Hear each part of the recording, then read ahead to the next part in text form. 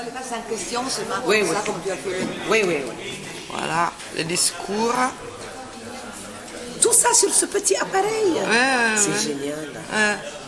C'est génial la technologie. C'est génial.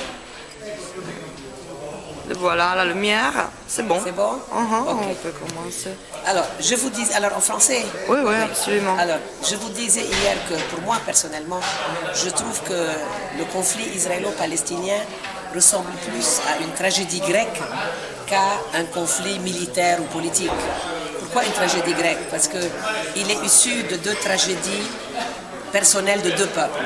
Avant tout le peuple israélien qui, quoi qu'on dise, et le peuple juif qui a vécu un génocide terrible au XXe siècle, qui reste un crime contre l'humanité, où 6 millions de personnes ont été disséminées.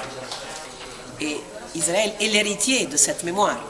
Surtout qu'aujourd'hui, on célèbre en Italie la mémoire du génocide. Et je voudrais à cette occasion dire à tous les juifs d'Italie, mais à tous les juifs du monde, que nous partageons cette mémoire d'un crime qui nous concerne à nous aussi, puisque nous faisons partie de l'humanité.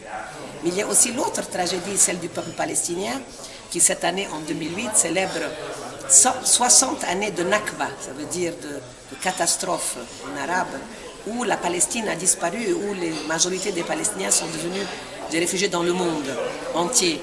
Et ça, c'est la responsabilité du colonialisme britannique qui a décidé, il y a 60 ans, de donner la Palestine à Israël et qu'elle n'avait pas le droit, puisque normalement, elle devait donner l'indépendance à la Palestine. Et donc, de ces trucs, de ces deux tragédies, qu'est-ce qu'on va faire? Est-ce qu'on va seulement se lamenter sur la mémoire passée ou est-ce qu'on va construire un espoir? Moi, je crois que Palestiniens et Israéliens, les deux peuples, sont comme deux frères jumeaux qui n'arrivent pas à vivre ensemble, puisqu'ils se font la guerre, mais qui n'arrivent pas non plus à se séparer. Et donc, je crois que nous avons besoin de l'aide du monde, et peut-être plus spécifiquement celle de l'Europe, parce que l'Europe a eu 2 guerres mondiales où il y a eu 20 millions de morts, beaucoup plus qu'entre nous et les Israéliens, et qu'elle a appris à se réconcilier, à retravailler ensemble, à créer à partir de l'union de l'Allemagne et de la France et de tous les anciens ennemis un marché commun, une vision commune d'une Méditerranée à venir. Moi, je voudrais, à l'occasion de la tragédie qu'on vit aujourd'hui à Gaza, du siège et du châtiment collectif contre 1,5 million de civils palestiniens, rendre hommage à tous les Israéliens dans la société israélienne qui se battent contre l'occupation. Ils sont très nombreux. Il y a des femmes, des hommes qui tous les jours, avec nous, en Palestine, se battent contre le mur, contre les colonies, contre le siège de Gaza.